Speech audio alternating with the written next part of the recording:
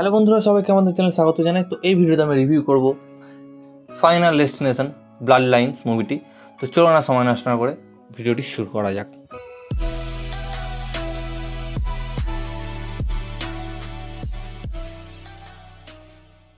তো সত্যি কথা বলতে এই সিনেমাটির আগের যে 5টা পার্ট রয়েছে, যারা দেখেননি তাদের এই সিনেমা সম্বন্ধে কোনো ধারণাই নেই, আর যারা দেখেছে তারা এই সিনেমাটা অবশ্যই দেখবে।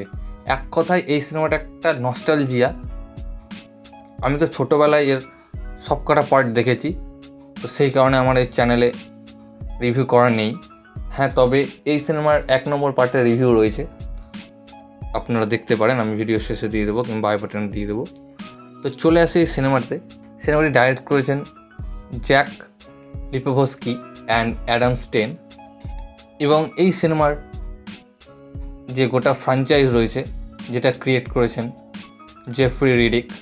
এবং এই সিনেমায় আমরা একটা সম্পূর্ণ নতুন কাস্ট দেখতে পাবো এবং সম্পূর্ণ নতুন গল্প দেখতে পাবো।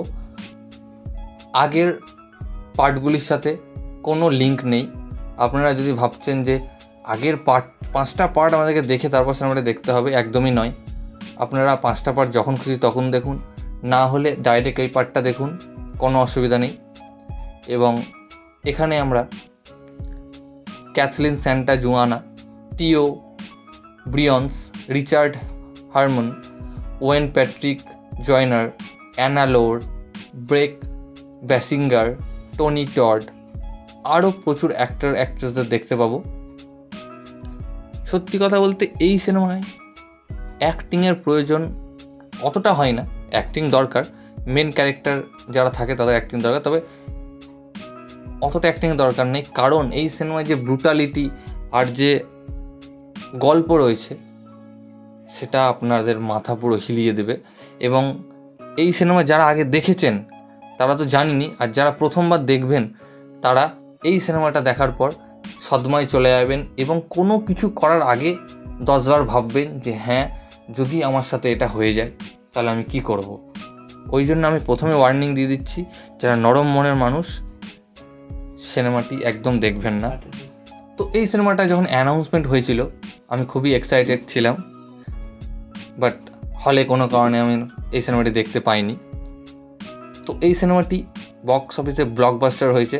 আমি জানতাম ব্লকবাস্টার হবে, কারণ এই সিনেমাটা একটা নস্টালজিয়া, সেই কারণে সব অডিয়েন্স যারা এই সিনেমাটি আগের পার্ট দেখেছে তারা দেখার জন্য খুব আগ্রহী হয়েছিল। এবং যখনই সিনেমাটা হলে দিয়েছে হামলে পড়েছে। এবং এই সিনেমাটিকে একটি কার্স সিনেমা বলা হয়, কার্স অর্থাৎ অভিশপ্ত, কারণ এই সিনেমাটা দেখে অনেকের অরিজিনাল লাইফে জীবনও গেছে। ওই জন্যই আমি বারে বারে বললাম এই সিনেমাটি দেখার আগে নিজের দায়িত্বে দেখুন। তো চলে আসি আবার সিনেমাতে।